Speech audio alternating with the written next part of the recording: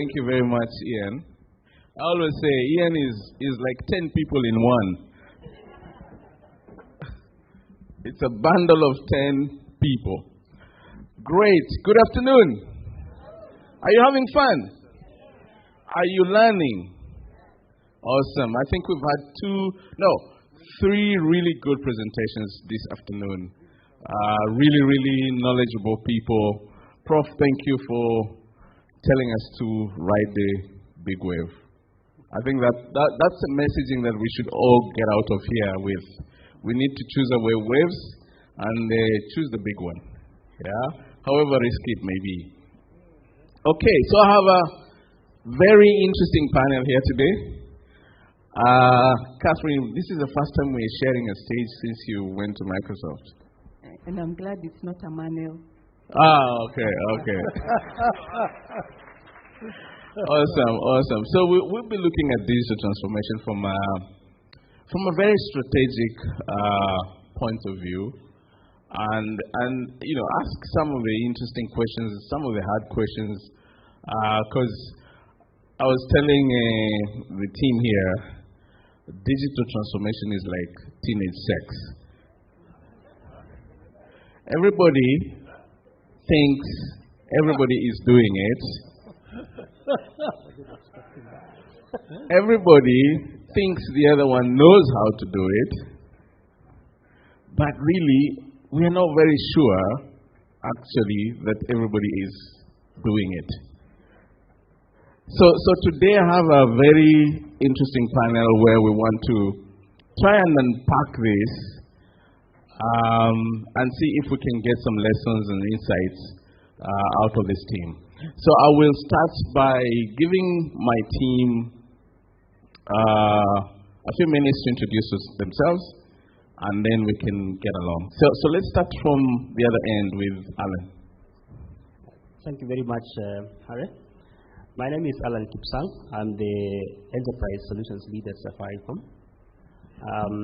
So my role in Safaricom is actually to design, build, and help customers get the value they need through the delivery of technology solutions.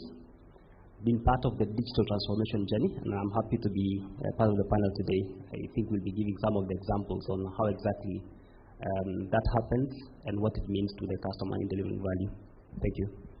Awesome. Steve? Yeah, thank you very much, Hari. My name is Steve Kamuya, an Executive Director from Huawei. I'm in charge of the public sector, and I'm excited to bring my contribution in this discussion, especially from the technology perspective. And like what Prof said, we have been the triggers of the big waves. So we want to see how to couple in the discussion between the people, process, and technology in this journey of transformation. Thank you. Thank you. Prof, I think you've already introduced yourself, or do you want to introduce yourself again? All right, Catherine. Good afternoon, everyone. I wear many hats.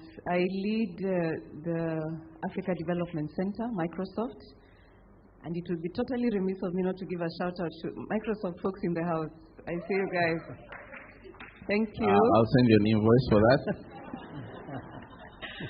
In addition to that, I'm a former CIO, been a CIO twice, a Pan-African bank and a local bank. So I have quite a bit to share, especially I had a couple of questions for you, Martin and Prof. And then by night, I mentor women in technology. Thanks. Awesome. So ladies and gentlemen, let's start from the beginning.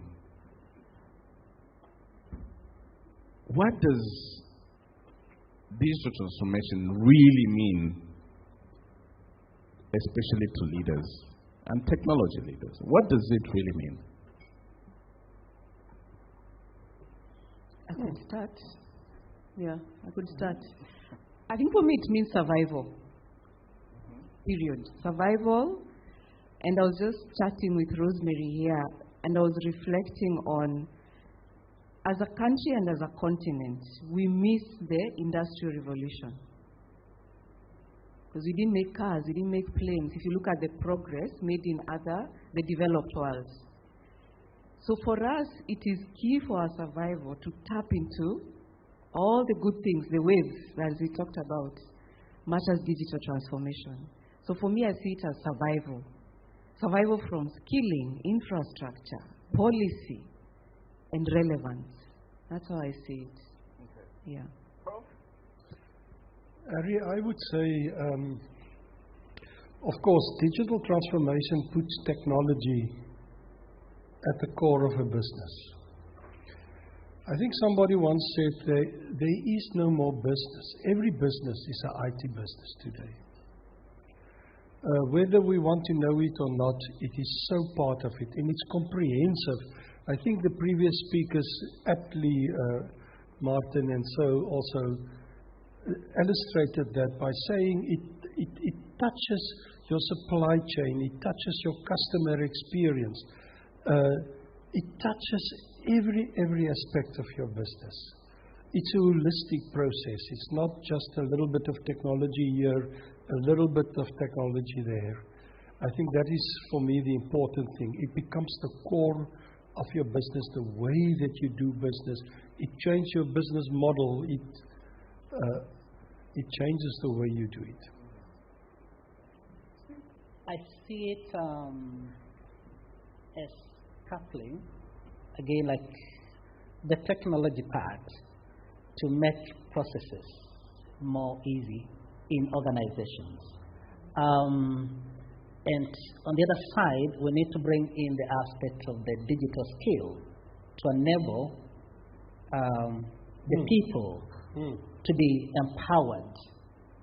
And then on the other side, the technology being an equalizer or a balance, or let's say an enabler, really to set the pace. So what this means in effective is to bring an homogeneous growth. And that I think that's what digital transformation entails. Ari, can I just chip in? I think Steve said a very important thing about the skills.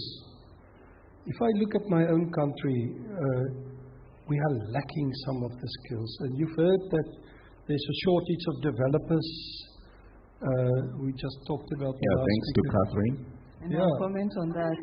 Okay, so but if we want to drive it perfectly, we need the right skills. It's extremely important what you said. Sorry, I'm itching to comment on skilling. Okay. Go ahead. And it's more of a challenge to all the folks in this room. You're representing your different countries, companies. I challenge you to go to universities, engage students. They are uncut diamonds. And reflect on yourselves when you're fresh from campus. You are eager and yearning to learn. Engage students and give it a long-term play. We have talent. We just have work to do as industry. Okay, we'll come back to that as well. But Alan, what's your perspective on this? Yeah, just to reflect on that, I see digital transformation is deemed to have happened when the value as seen from the person who designs or who requests for it has actually been satisfied. So you expect, for instance, a customer, in the customer eyes, the value that they derive out of it, and having witnessed that transformation through a technology solution. And the 5 pillars that we talk about year in, year out, around an enabling environment that enables that customer to derive that value. The infrastructure, I think we talk about cloud security applications enterprise-wide. The digital talent that exists that is able then to provide sort of or act as a catalyst for that transformation. The innovation that you see. So being able to see the value through the eyes of the person who actually needs that transformation to happen. Okay, so ladies and gentlemen, I am CEO of Hari Inc., right? And I want to start this digital transformation journey. I'm told it's a journey. It's not an event, right? But I've been reading news.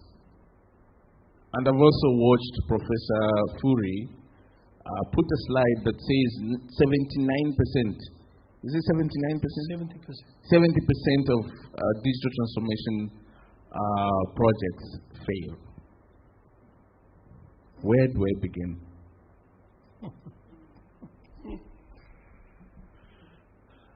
Yeah. I would like to say we need to first understand the market, understand your customer, know what they want, know what the way that you need to do it. That is where you start, by scanning the environment, looking at the horizon, and then, of course, you need to determine your strategy from there. There's much more that you can say, but okay. Yeah, I want to chime in. I would advise you, Bwana CEO, consider a SWOT analysis. Look at what are your strengths, what are the strengths in your organization. And you know, it's always very tempting to disregard legacy. And legacy can be, pardon this, people, thinking, technology, or whatever assets you have. So look at your strengths. Look at what are the threats. And he touched on it a bit in terms of what is the impact of not listening to what the customers are asking for. And what are some of the risks that could actually materialize. Then look at what are the opportunities. If you look at where you're looking to go into, what are the opportunities? Are there opportunities to partner with other people? I think Martin touched on his presentation. And what have I left out? SWOT. Yeah. Threats, opportunities, and strengths. That's what I would say you start with. Yeah. Then you build up from there. From my perspective, some data from UN, I think it's World Meter, shows that this data is as late as last week on Wednesday. The African population is about 1.4 billion in the context of Africa. Now that's a massive untapped market, I would say so. But how do we plug in the digital transformation to bring an homogeneous change? Because, look, if the GDPs of specific countries are improved, that in essence, the organization will benefit. And I'll talk in the context of where do we start. We look at this as an organization. What are the pain points which we need to improve in our organization to be able to meet the end user, that client, that untapped market efficiently, and also to save the costings, because the shareholders of the organization want to see on return on investment. And that is where the digital infrastructure also plays a major role.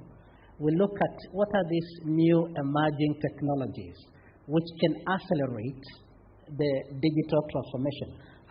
My colleague or my friend said about we are moving towards cloud.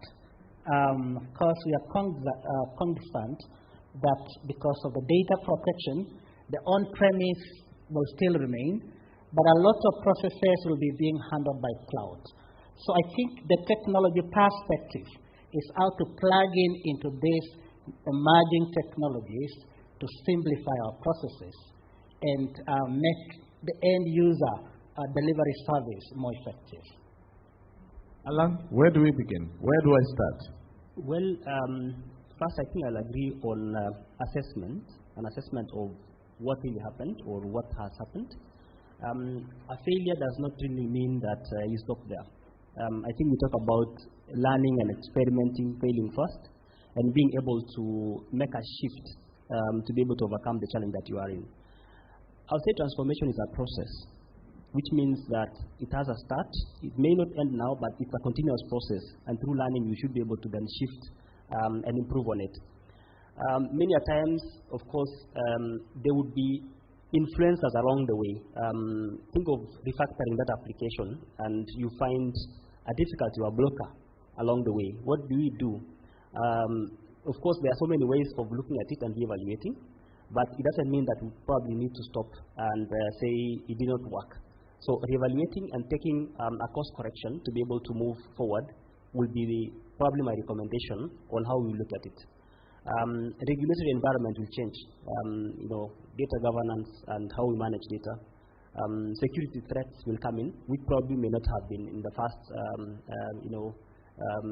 taken into consideration in the design stage. So it's that ability to be agile and shift to be able to continue pushing on the transformation process. Awesome. Just 1 minute. So we'll take some questions, a few questions. There's a microphone on each of the aisles. Just go queue behind the microphone and you can ask your question. So there are 3 microphones in the 3 aisles. So when you have a question, please just go behind the microphone and ask your question. Yes, Catherine, you look like you're burning well. Yeah, I wanted to add something. I would also respectfully in bold and caps, ask if you really understand what digital transformation is. And if not, go back to class, study. So, because if you look at his Prof's presentation, there's a difference between digital transformation and digitization. And digitalization. Absolutely. Yes. So it will be key for the CEO and the board to go back to class if that is not clear. And I found it's always important not to assume that they know. Okay. Yeah. That's fair enough. So let me ask another one. Because with that kind of failure rate, there must be something very difficult around digital transformation. What is it? What makes digital transformation difficult? I will kick off, Ari, and say, for me, the most difficult part of digital transformation is not technology. We understand technology. It's the people part of it. Processes also, to reform your processes, to re-engineer it is not the most difficult. But people, and therefore, I think digital transformation will never be possible. Like I said, why do there so many fail? One of the biggest reasons is culture. And transforming that culture to an innovative culture, a culture of change is the normal. That's the norm. That is what we have to do and be busy with. And not just the executive team, but everybody becomes part of that change, changing to deliver a better customer services, to enhance the supply chain, whatever it is. That total digital transformation. But culture is, for me, the most difficult aspect. I would add, I think another difficulty is when the person leading the digital transformation do not have the expertise and they don't know it. Mm-hmm. Yeah. Which speaks also perhaps to how is hiring done. Yeah. Okay. I just wanted to add something that just like we saw COVID wave and brought a new change totally on how we do things. Coming to say what you just mentioned, culture, and every person, the personalities, we try to resist change. But I think it's inevitable that digital transformation will have to take place. Whether we like it or not, the forces will dictate that direction. And therefore, as leaders in organizations, I think it's important, like what Catherine said, we need to embrace this concept so that we are not pushed by the forces. Thank you. I think I will add on how do we structure the synchronization across the organization. For instance, if the CIOs are at the heart of the technology, digital transformation, driving it from a tech angle, is the whole organization in sync with that? Most of the failures is due to probably how it is interfacing across the organization itself, spanning from human capital and how HR is looking at it. Perhaps you'd want to drive more of, let's say, internal build for software applications rather than probably trying to customize what is already built. or you want to drive, accelerating through partnerships. But is the legal team part of the original idea to transform as fast? So creating that synchronization across the organizational level, at enterprise level, would then help accelerate or bring everybody on board in terms of driving the agenda. Questions? Okay, please, yeah. 1, 2. All right. Hello, everybody. My name is Romeo from PeopleSet. I think you partly touched on, you actually answered the question that I wanted to ask, but I think it's important that we go deeper into the operationalization of it, especially the importance of how does the operational team, your IT managers and everybody else working on digital transformation actually get senior management to buy in. And I think there's been quite a lot of talk. And, I talk around the continent, and the same thing, the same thread comes up. But our management team, how do we get them to buy in? Because they still don't see value in us running around here at the bottom, as the foot soldiers. But they just never approve anything. And Prof touching on the issue of culture. So it's important. And how do we drive employee engagement? Because, Prof spoke about, and I think other speakers spoke about, obsession with the customer centricity. But then how do we get the employees to actually love digital transformation and actually use it? Because it really comes to that. Thank you. Yeah. I can start. Your first question around how do you get buy-in, say, from management? Did I get that right? What I found to work, and I touched on it earlier, enroll folks for training. Something clicks in terms of they're able to see, and also shop around for training that offers a lot of case study and possibly an interaction with organizations that have actually walked a similar journey. Something clicks. I think that's what I would say. Yeah. Prof, do you have anything to add to that? It's a difficult one. Because a culture, like in any organization, cannot be driven only from the bottom up. It also has to come from the top. So he's quite correct that it's extremely difficult. How do you get those people involved? Because they control the budget, they control everything. So the one way is, that's why there's quite an emphasis on data analytics. Let the data speak and let the data show the direction where we are supposed to go. And then you will have to educate them, to sit with them, to share the vision with them. It's the only way, because if you don't have the buy-in of your top management, it will not succeed. And yes, exposing them is what you said, Catherine. I think exposing them to a conference or to a symposium or to a training or whatever would, of course, or invite somebody that can speak to the team. It's also a possibility. It's a way of kicking it off. Okay. Yes, Ali? Yeah. I think the gentleman had another question. Oh, there was something we didn't answer. Yeah, I think there's something we didn't answer. Your question was, how do you get buy-in from back office?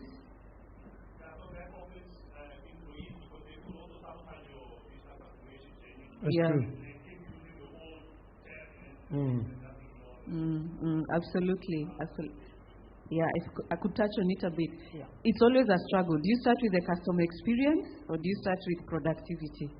So one of the ways that has worked for me is show the back office or middle office folks some quick wins by improving how they are working.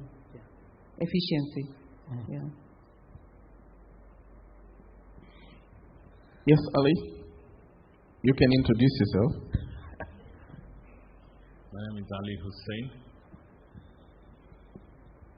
As I was listening, mine is not a question, just a comment from my experiences. We have a famous Swahili saying that goes, the fish starts rotting at the top. Samaki wadibikia kutoka kichwani.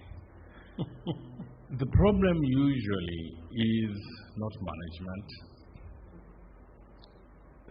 This is such an important conversation that if you don't have this conversation at board level, it doesn't matter what you guys talk.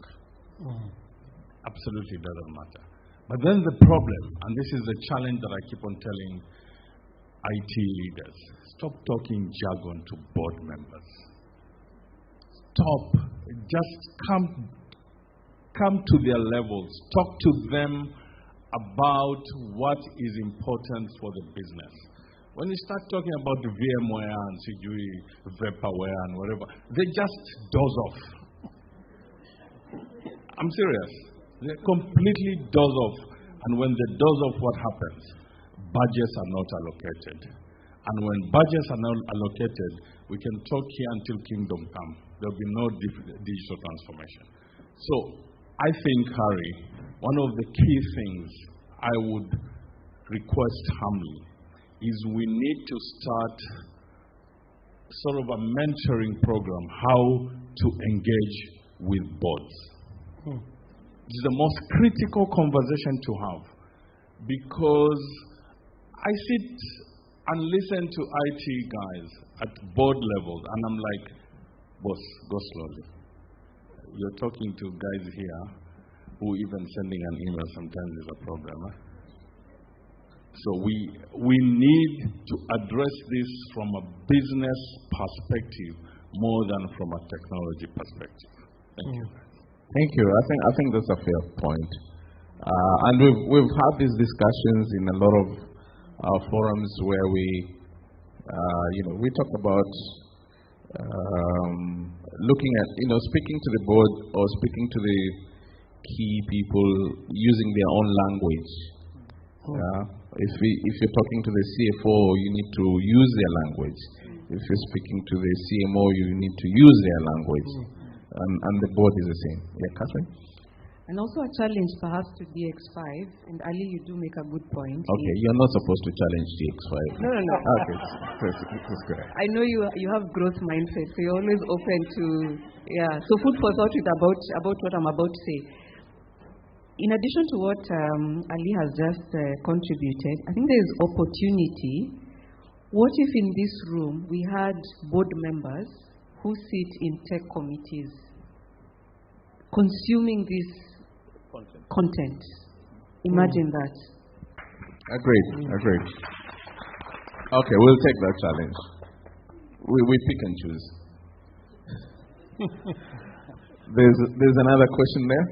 Yeah, my name is Patience Agua. I'm in NCBA. So I have a question. How do you make sure that the digital transformation is not just inward, that the voice of the customer is reaching you after you do all this digital transformation, not just doing surprise, and the customer actually, you can see what is happening with the customer, and then you can use it as feedback to inform your next transformation journey. So how do you ensure that? A good question. Who wants to take it? Let me start. Alan. Yeah. Thanks for the question. I think Martin talked about some bit of it when he was presenting. How do you see it from the customer perspective? So before you design your journey for transformation, is it only tech-driven, or is it through the lens of what the customer is envisioning to have? If it's experience, intuitiveness, something that speaks to me as a customer, that probably would drive the conversations around what do you need to do. So probably you need to upgrade your platform, change the way your platform looks like, take it to the cloud, improve the infrastructure in terms of speeds, responsiveness, etc., or give insights, which could be, CDM-based, which you are speaking the value of the customer itself. So I would probably approach it from embedding customer experience in the design before you start the transformation journey. And that would probably be my perspective around that. Just if I can add what he has said. I think the closed loop communication is important. So that even as we deliver the digital transformation, we simply will make, let's say, the customer journey easy. It's important as organization, we get back to understand, okay, what's the customer feedback? What's the satisfaction after deploying this, technology or whatever transformation? And based on that, and I think as a way, this is one part we play big, because we drive our technology based on the customer feedback, and we invest a lot, like up to 14% of our revenues, coming up with these technologies to make the customer journey easy. So the aspect of closed loop is very important, so that it can give a holistic solution. Yeah, thank you. Anything to add? No? Harry, yeah, I think the gentleman said it already, but there was, I think of an example that I know very well, is a short-term insurance company. And they listened very, very careful to the customer. And they changed, with the help of technology, they changed that whole experience to what the customer wanted. If you call the call center, what is your biggest problem with the call center? Is holding on for more and more and more minutes. They pick up every call on the first ring. When your insurance claim is processed, it's within 24 hours. And so I can continue.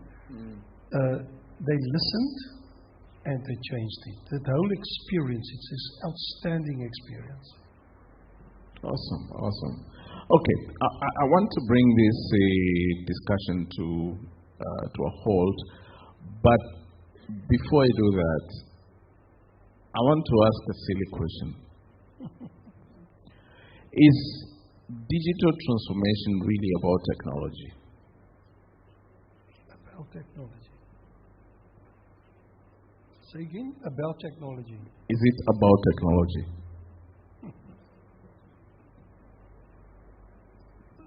Yes, of course. but not only. Not only technology. But it is technology, I said it earlier, is at the core of it. It is a way that we can solve many of the problems of our world at this moment, is by using technology and transforming.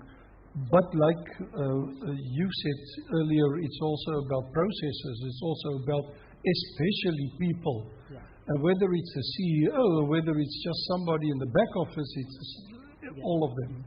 So, but technology plays a very, very important role. We use it.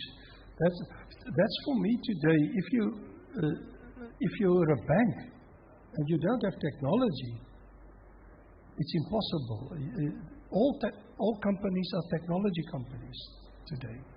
It's the way that we interact with people. It's the way that we do business. So technology is the foundation. But of course now we need to plug in the others so that we can make it really complete. What is said, the culture of the people, the processes. How do we digitize these processes? So it's not really technology, but it just say technology is really the foundation. Yeah, thank you.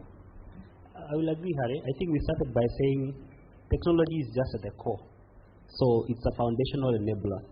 But if we look at what it means, it goes beyond technology, because then we couldn't be talking about Internet of Things, machine learning and AI, which is heavy tech, without looking at what does it mean to the end user, which will be the customer, and the people who are actually delivering it, which is will be the people or the human capital, the environment that we are changing, or what value we are deriving it for. So it's more than technology. Okay. You want to say something? Yeah, I would use the analogy to answer your question. Okay. I think for me it would be more of selling a vision. So selling the vision, in this case, we are building a cathedral.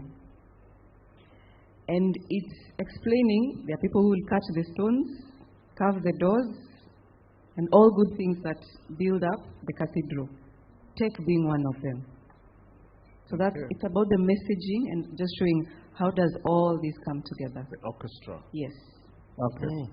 All right. Thank you. Thank you very much. There's a question? Yes. Okay. Hi. My name is Kevin from Evil. Who allowed you in here? just. So, yes, digital transformation is definitely the way to go. And like the panel has said, there's technology underlying.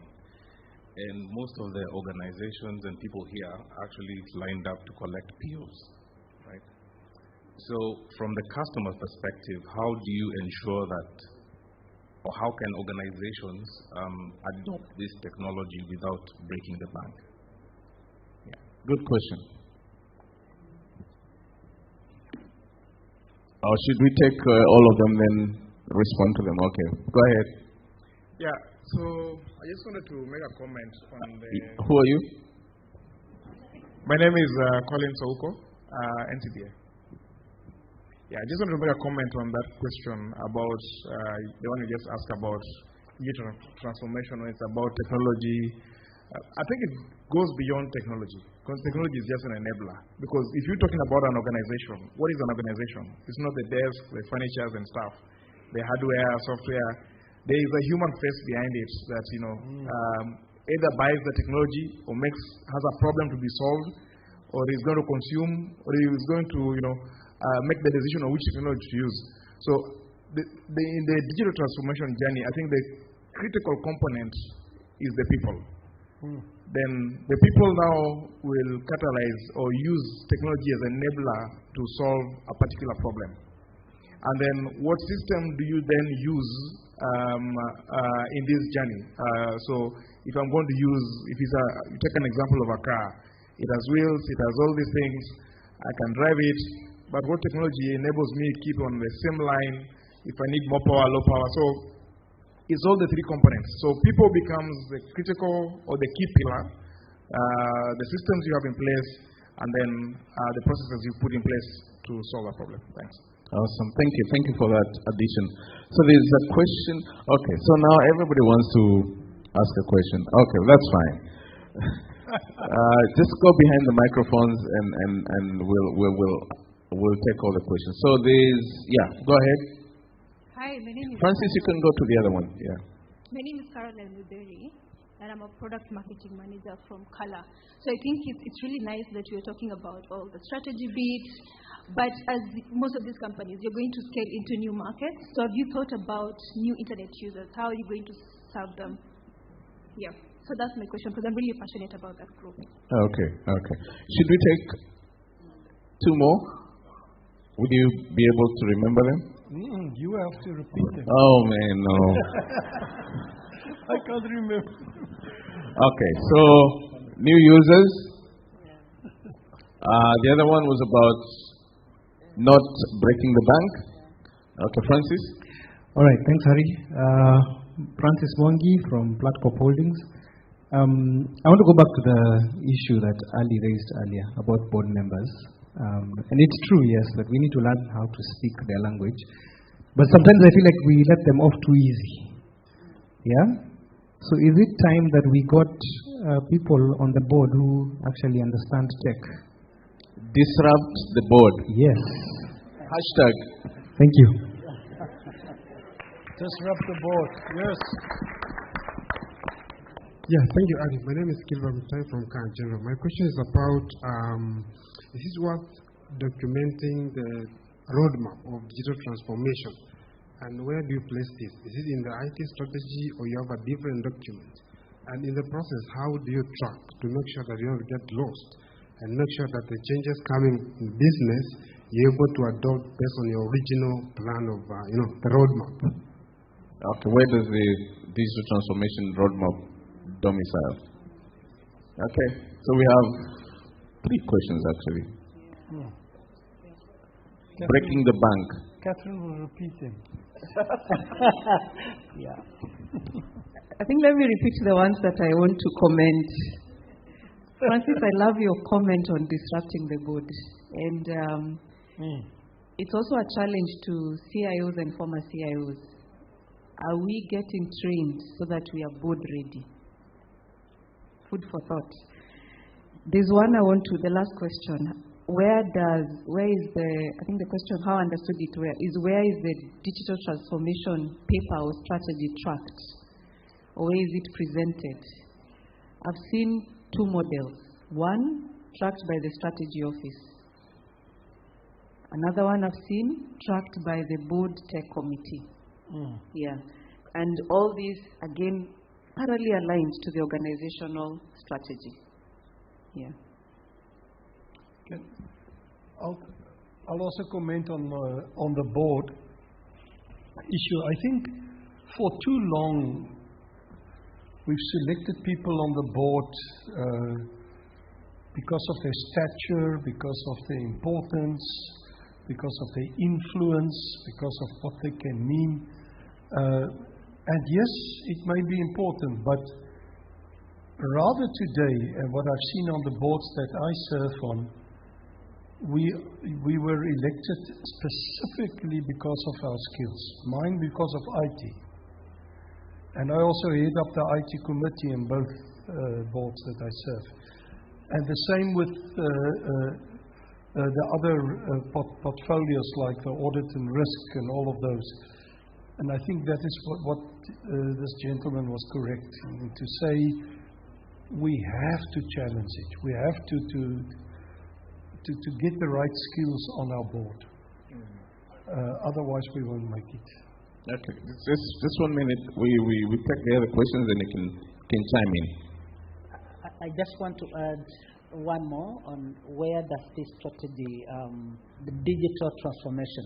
I think it's also like every country, it has what we call a digital transformation strategy. So it's also at the national levels, and maybe like in Kenya, you may find its domicile at ICT. So that's something I also wanted to. And you find when a country has a national strategy, it becomes easy for the organization to plug in and align with that strategy. I missed on the question from the lady. It's about how do you attract new users? Yeah. Maybe. Before I go there, just to add on one item around where the strategy is domiciled. I agree that you could look at it from a tech angle to drive from the forefront, but you also need to try and see how to bring in the other stakeholders who speak into that strategy as well. There is something that we tried in my organization, and I see it working because then you begin hearing the language, the CFO challenging. When are you going to the cloud?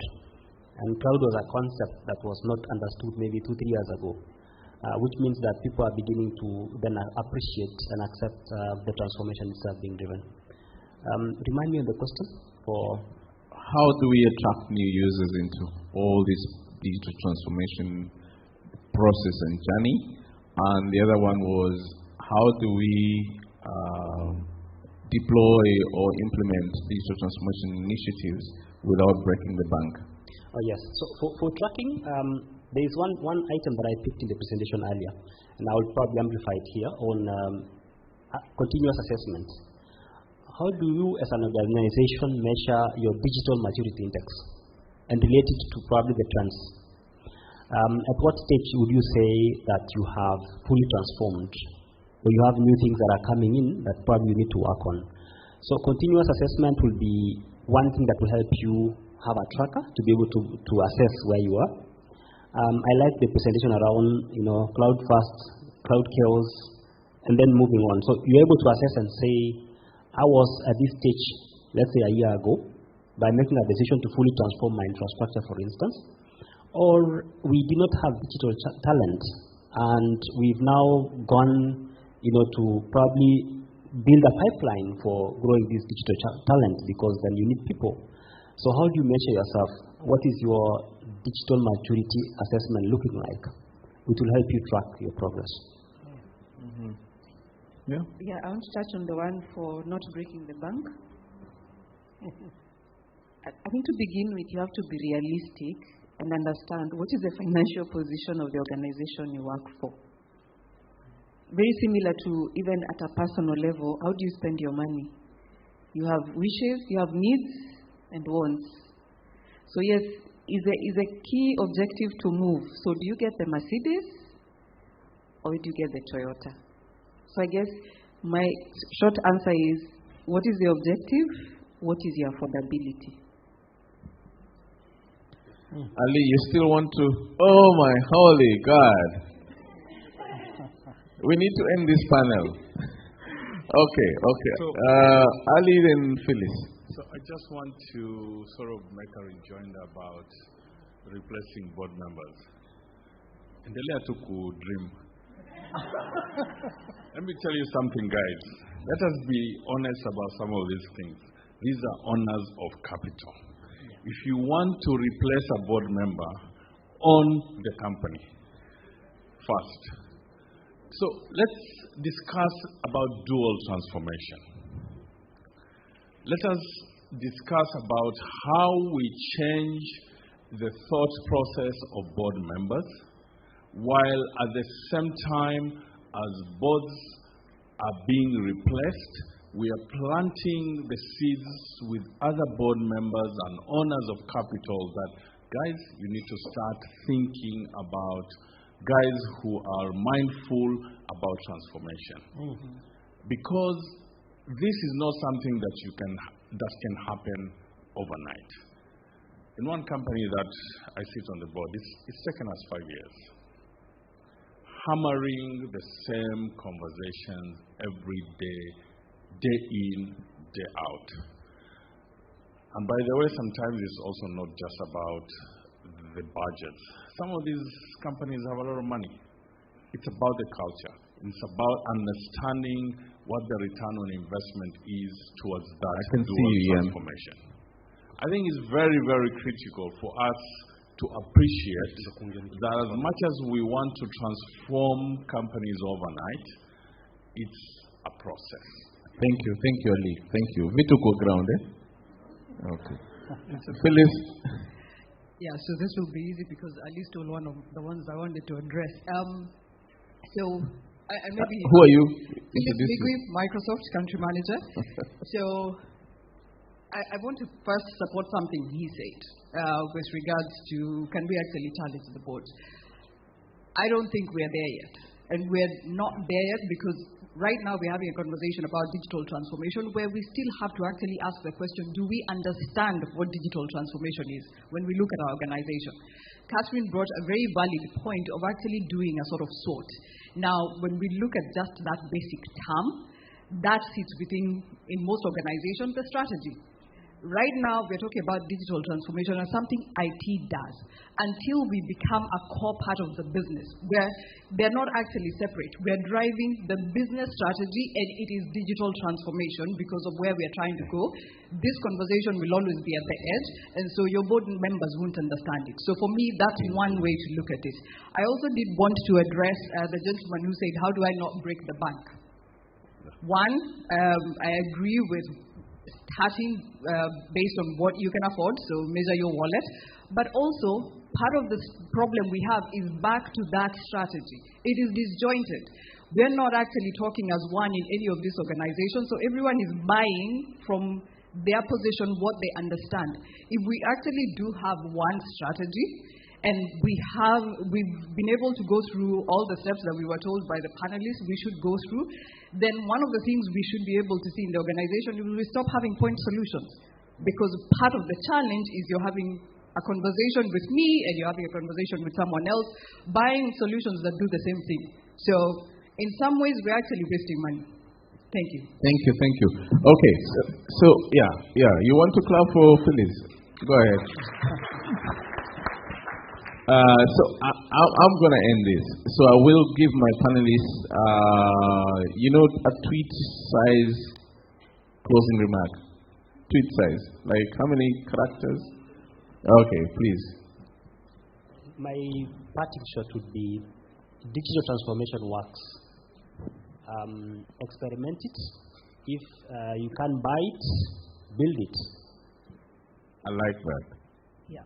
Mine is we need to find a way to couple the people the aspect of culture, the process, and the technology, that will form a very strong reason why the board members can invest.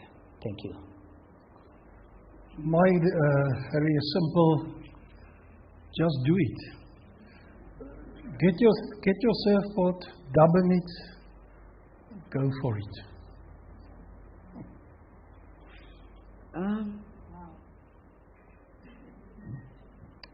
We are the ones we have been waiting for.